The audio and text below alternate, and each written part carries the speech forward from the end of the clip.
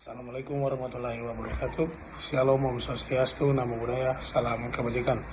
Perkenalkan, nama saya Gabriel Ajudan Bunga dengan NIM L131231126. Pada saat ini saya akan mempresentasikan hasil diskusi kami dari kelompok 3. Namun minta maaf sebelumnya dikarenakan kesalahan pengeditan, jadi di sini tertulis kami dari kelompok 5. Oke, baik, saya lanjut dengan judul materi kami yaitu Economic Analysis of Forestry Project.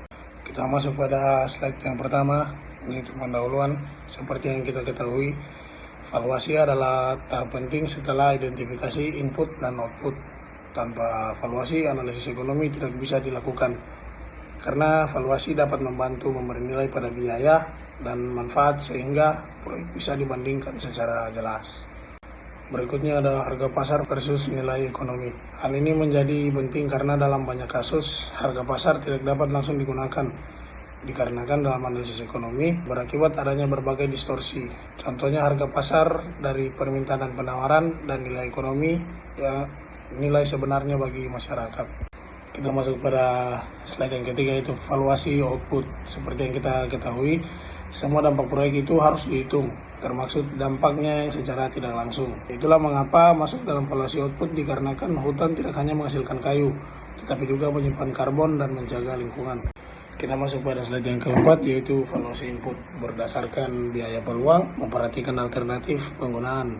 Seperti yang bisa kita ketahui pada umumnya, nilai input itu ditentukan dari manfaat yang terbaik jika digunakan untuk hal yang lain. Kita masuk pada slide yang kelima, yaitu pentingnya input dan output. Seperti yang kita ketahui, jika kita tidak mendalami input dan output, kita tidak dapat menganalisis peluang atau alternatif lain secara detail. Kemudian kita dapat lebih fokus pada hal-hal yang berpengaruh untuk proyek yang kita lakukan. Agar analisis yang kita lakukan ini dapat efisien, kita harus melihat variabel-variabel penting yang seharusnya kita telah hitung secara mendalam.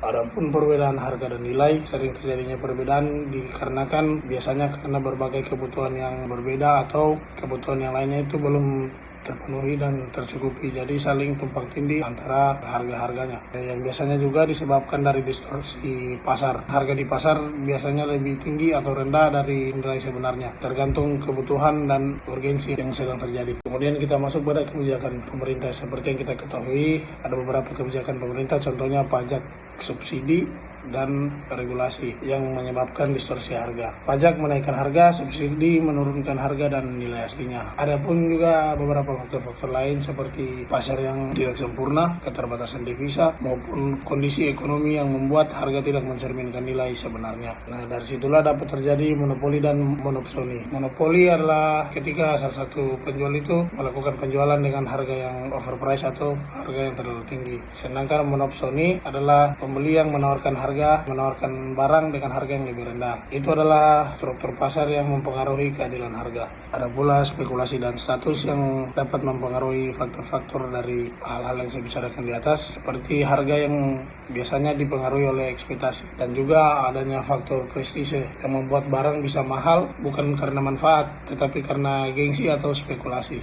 Yang berikutnya adalah identifikasi distorsi, yang dimana identifikasi distorsi ini tidak selalu mudah, dikarenakan kita membutuhkan analisis dan perkiraan yang presisi. Karena jika data terbatas, analisis sering menggunakan asumsi yang merujuk kepada kesalahan atau tindakan yang berlebihan. Kemudian ada shadow price atau harga bayangan untuk koreksi, yang dimana tidak selalu mudah dibuat. Biasanya shadow price ini digunakan agar nilai lebih mendekati kondisi ekonomi sebenarnya.